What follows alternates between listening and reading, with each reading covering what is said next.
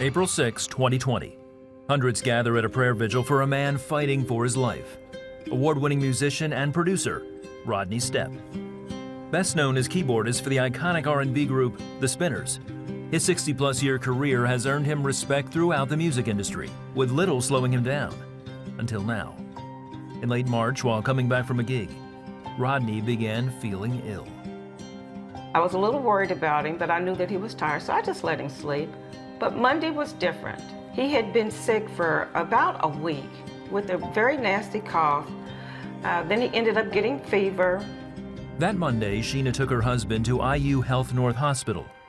There, Rodney tested positive for COVID-19 and was admitted for care. I was hearing that people were getting put on the ventilator and they were dying. And I walked out the door, I broke down. With strict visitor limitations in place, Sheena relied on text messages from the staff to get the latest on her husband. One person who provided constant updates was their friend and big fan of Rodney's music, Dr. Denise Combellick. I put my hand on him. He was burning with fever. By that time, he was intubated, but he could hear me, and he would squeeze my hand, and I could talk to him. Rodney's health declined quickly, and by Friday that week, he was in the ICU in a medically induced coma. His lungs were operating at only 25%. It was devastating. Rodney is and has been the love of my life for a little over 21 years. What am I going to do without him? Family, friends, and fans around the world offered up prayers. Over the next week, Rodney suffered renal failure, a clotting issue, and developed a GI bleed that required a blood transfusion. He really had every complication that you can imagine, and shared that with the group, that I was really concerned that he was not going to survive. I recorded a prayer for him, and I asked God to just continue to touch him from his head to his toes and let him know that he needed to fight, that he was loved, and everyone was praying for him. Sheena sent the prayer to Dr. Combellick, who played it back for Rodney.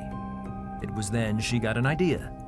One of the doctors told Denise, don't give up on him just yet. So if you're going to do anything, you need to do it now. Though unsure if it would make the difference, Dr. Combellick was willing to give prayer a chance. I think I said, I don't believe in miracles, but if you want to show me one, I'm here. I'll accept a miracle on this. On the evening of April 6th, the vigil began with prayer and singing. God is in this place. One more time, y'all, everybody. Nurses from all over the hospital came down and came out to the prayer vigil, and people placed the flags, wrote a prayer. The cars completely wrapped around the hospital, and then there was a line that couldn't get into the parking lot. I believed that God was going to answer my prayer because I never felt in my heart that I was going to lose him. Having friends and family send you scriptures and praying for you and with you, there was just no way. From that day forward, Rodney's lungs started to improve, and doctors began weaning him off the ventilator. His lungs were getting better. The fluid was dissipating.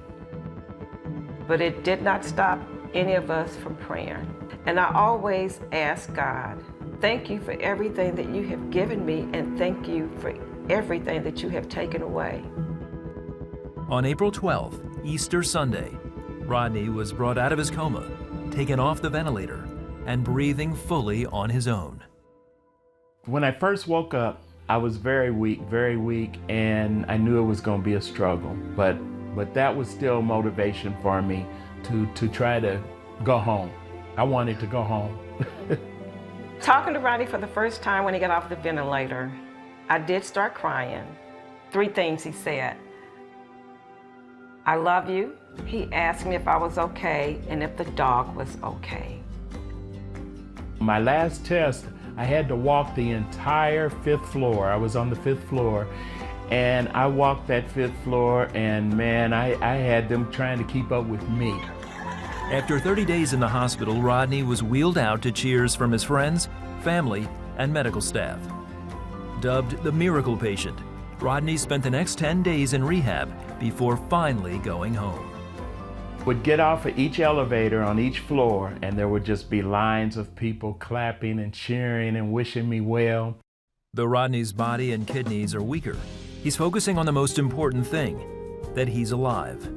He's even using his experience with COVID as the inspiration for a gospel EP titled C19. The only thing he did not do was die.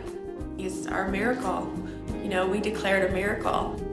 I know I wouldn't be here without the power of prayer.